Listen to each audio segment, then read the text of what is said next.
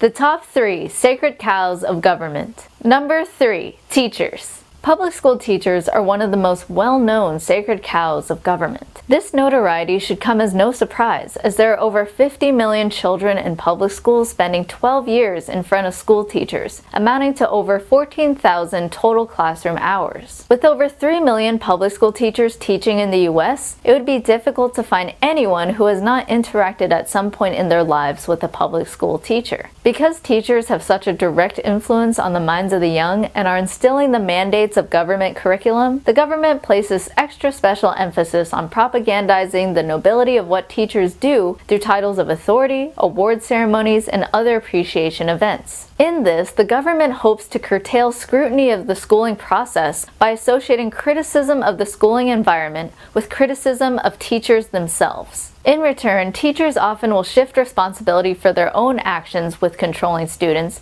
by saying that they must follow the state's rules, standards, and progression. They might even chime in and note that they don't always like it, but they have no choice in the matter. This passing the buck in the school indoctrination process is meant to ensure that blame can be shifted away from the teacher's individual responsibility for their actions taken, and instead to a generalization of the system at large. By relying on the perceived authority of teachers, the system of schooling perpetuates, as teachers shame, punish, and label students in conformity to the government's standards of permissible discourse. Teachers often choose to continue the system because they value the steady paycheck over speaking out against the nature of schooling, even if they are uncomfortable with many aspects. Any teachers who buck the system are swiftly blackballed and labeled as bad apples. By associating the authority of teachers with the validity of government-imposed school, the government has created an emotionally charged manipulation with which to control the minds of children. Number 2, police.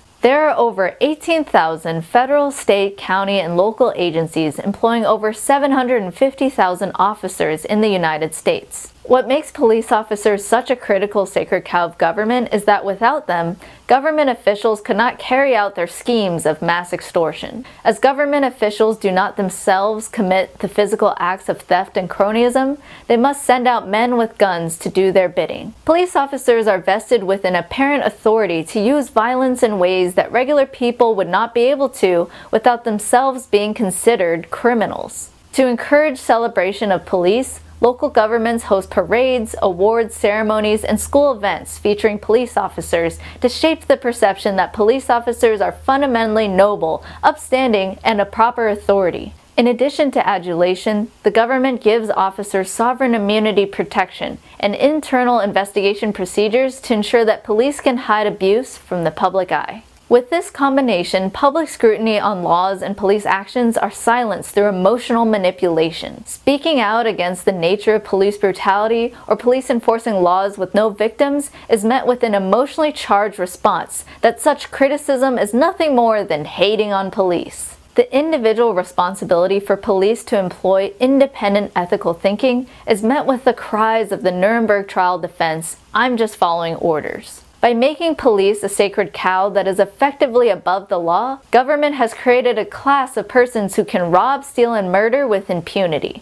Number 1, the military. The US military is the most precious sacred cow of government. There are over 2.2 million active and reserve personnel in the US Armed Forces spread across more than 800 bases in 130 countries. Military expenditure exceeds $500 billion on an annual basis and growing. In addition to the military's physical presence, the government works to make sure that the military has a significant psychological presence as well, spending money both in direct advertising and Hollywood film propaganda to ensure that the US population is fully engaged with the government's goals for military conquest. In 2011 alone, the military spent some $600 million on advertisement in TV, radio, print, web, mail campaigns, pamphlets, and movie theater trailers. In 2017, Dr. Matthew Alford, teaching fellow at the University of Bath, along with journalist Tom Secker, wrote a book titled National Security Cinema: The Shocking New Evidence of Government Control in Hollywood. In this book, Alford and Secker note that